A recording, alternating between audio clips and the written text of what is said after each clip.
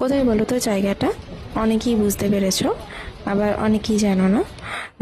তো যারা জানো না তাদের উদ্দেশ্যে কিছু কথা। এটা ছিল এক্সপোতে। তো এখানে ভিডিওটা করার উদ্দেশ্য এটাই যে কিছুজন এখনো জানো না এক্সপোতে কি হয়, কি থাকে, কি জন্য সবাই যায়।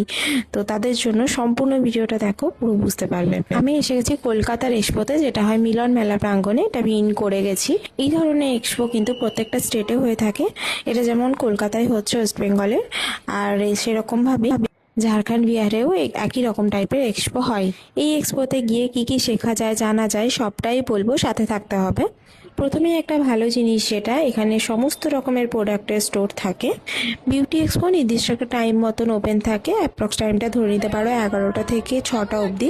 এখানে আমরা এই কয়েকজন মিলে গেছিলাম। এছাড়াও এখানে গেলে তোমরা অনেক পরিচিতি পেয়ে যাবে, কারণ এখানে প্রচুর প্রচুর মেকআপ আর্টিস্টরা আসে। প্রচুর আর্টিস্টদের সাথে দেখা, খাওয়া দাওয়া সবকিছু মিলিয়ে একটা বেশ মজা হয়। খাবারেরও ভ্যারাইটি স্টল ভেতরে থাকে। বাঙালিরা যাবে আর খাবারের স্টল থাকবে না, সেটা তো হয় না।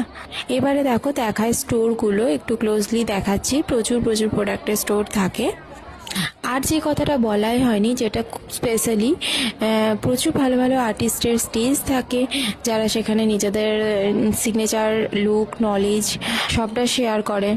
তাহলে এই এক্সপোতে গিয়ে তোমরা একসাথে প্রচুর আর্টিস্টের নলেজ গেন করতে পারলে, সঙ্গে প্রচুর স্টোরে ভিজিট করতে পারলে, নিজের প্রয়োজনীয় প্রোডাক্ট কিনে নিতে পারলে। তো এত সুন্দর সুযোগ যখন একই ছাদের তলায়, তাহলে কেন সেটা মিস করবে? নেক্সট বার চেষ্টা করবে প্রত্যেকেই একবার না একবার এক্সপো ভিজিট করার। এখন বেজে গেছে 6টা। এখন মিলন মেলার বাইরেটার নাইট ভিউটা কত সুন্দর লাগছে দেখো, তোমাদের পুরোটায় দেখায়। সো তোমরা এখানে এলে নিজেদের নলেজ গেইন করতে পারলে, নিজেদের প্রয়োজনীয় প্রোডাক্টও কিনে নিতে পারলে, আর সাথে মনও ভালো করে নিতে পারলে। এই ধরনের সুযোগগুলো আর্টিস্টদের একদম মিস করা উচিত নয়। তো এখনও যারা যাওনি তারা একবার গিয়ে দেখো।